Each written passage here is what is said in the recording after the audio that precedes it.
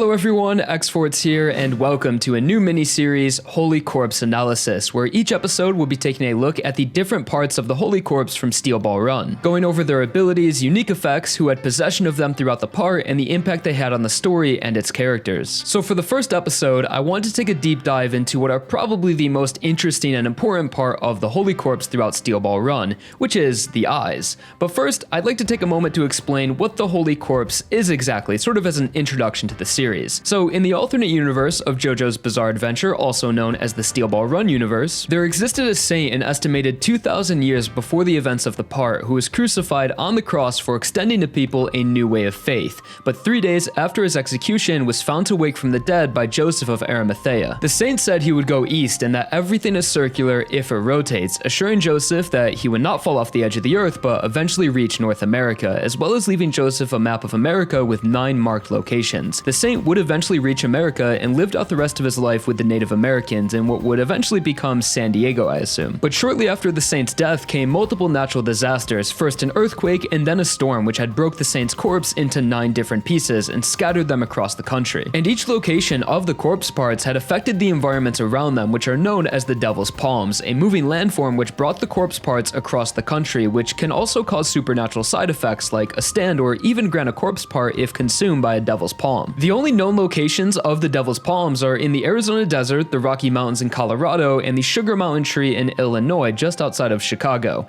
The corpse parts consist of the skull, eyes, ears, left and right arm, spine, rib cage, heart, and legs. Most pieces being bone, but also some organs were preserved, as the corpse parts had never decomposed even after 2,000 years, making them supernatural artifacts that possessed unique abilities. So although the saint is never explicitly referred to as Jesus Christ, it's heavily implied from the origin of the saint as well as his appearance that, well, he's Jesus, having a malnourished physique, holes in his arms and legs, medium-length wavy hair, and the obvious crown of thorns. And that's essentially what the Holy Corpse is, Jesus' bones with special powers. So now back to the specific corpse part of discussion for today, we have the eyes. The eyes first appear in Chapter 30, Scary Monsters Part 3, in the Devil's Palms located in the Rocky Mountains. And one of the most interesting parts of the eyes is that they are first seen in possession of what is referred to as the Guardian, which appears less than a handful of times throughout the part, and is a bit of a mystery that's never really elaborated on by Araki. So my interpretation of the Guardian is that it is the spiritual manifestation of each individual corpse part that will combine together to become whole when all corpse parts are together. So essentially the stand of Jesus's corpse, which sounds stupid, but it really does make sense, as when we first see the Guardian, it appears as a complete humanoid type stand when holding both eyes. But later on, when Gyro is in possession of just the right eye during his fight against Ringo Road again,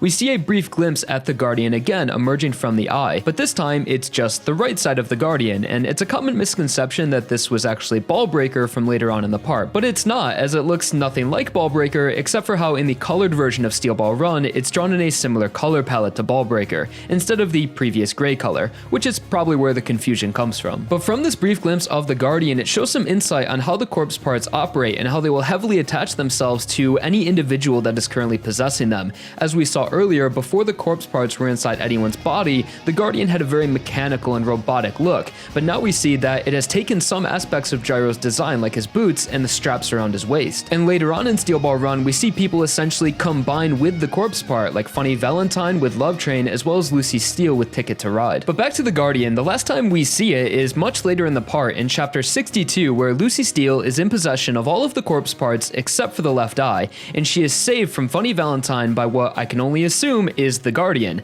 but this time nearly complete and having angel wings. But that's about all there is to the Guardian and all of the times we see it throughout the part. Like I mentioned earlier, there's really no explanation for what this thing is. I'll just assume that it's the stand of the corpse parts, or at least some sort of spiritual manifestation of their energy. And I know some of you guys might say that, well, Ticket to Ride or Love Train is the corpse's stand, and although those abilities are a result of the corpse, they manifested when inside other people's bodies, when the Guardian is a manifestation of strictly the corpse by by itself. So now back to the eyes. They of course look like eyes, but with the word turbo written in Latin around the iris, meaning spinning top, derived from the word turbine. We know this is Latin because that is the language the corpse parts communicate in, as they will often communicate with the person in possession of them, and reveal the location of other corpse parts, and they speak in Latin because it is considered a dead language, also known as the language of the dead. So the first characters to fully control these corpse parts were Gyro and Diego, Gyro the right eye and Diego the left, and as the eyes were separated, so was the Guardian.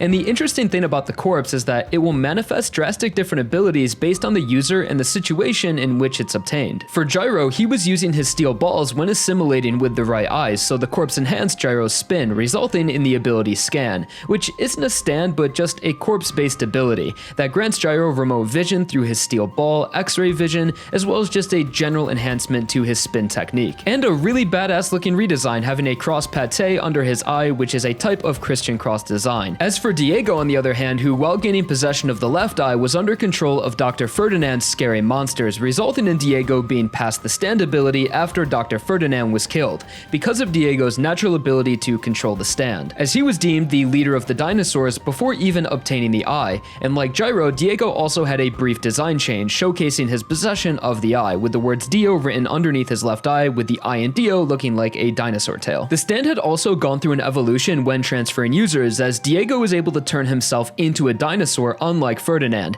as well as having a lot of control over his transformation, like only transforming certain parts of his body and his horse, and like Ferdinand, he could also turn other objects into dinosaurs. So the eyes are heavily associated with Gyro and Diego and aren't passed around as much as some of the other corpse parts, although Gyro does relinquish his eye to Lucy Steele just before the 5th stage to help her obtain more corpse parts from President Valentine, and she holds possession of the right eye all the way up until the climax of the part, while Diego keeps the left eye for a majority of the part, up until it's forcibly removed from him by Valentine during the 8th stage of the race. But once Valentine is in control of both the eyes is the last time we see those parts specifically used by themselves, and we see him using them to cast a projection of where the other corpse parts are located, which is within Lucy Steele, and through the eyes, Valentine was also able to communicate with Lucy, most likely because she was in possession of the ears. And that's about all of the random abilities possessed by the eyes of the Holy Corpse and everything we've seen them capable of doing throughout Steel Ball Run. Like I mentioned earlier in the video, the eyes are definitely one of the more interesting corpse parts that are pretty active throughout the story and are possessed by multiple different characters, and each character uses them in a different way,